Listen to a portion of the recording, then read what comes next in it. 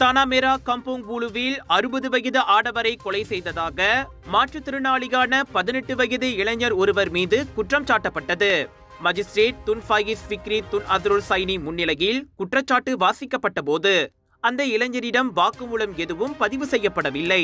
June 19ஆம் தேதி மாலை 6 மணிக்கும் 6:30 மணிக்கும் இடையே கம்போங் பூலுவில் உள்ள மளிகை கடை ஓரத்தில் ஷம்சுடீன் முஹம்மட் என்பவரை கொலை செய்ததாக அந்த இளைஞர் மீது குற்றம் சாட்டப்பட்டது.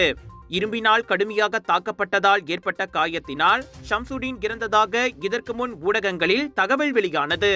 குற்றவாளி என நிரூபிக்கப்பட்டால் 30 அல்லது 40 ஆண்டுகள் வரை சிறை தண்டனை மற்றும் 12 பிரம்படிகள் விதிக்கப்படும். குற்றவியல் சட்டத்தின் 302வது விதியின் கீழ் அந்த இளைஞர் மீது கொலை குற்றச்சாட்டு கொண்டு வரப்பட்டது.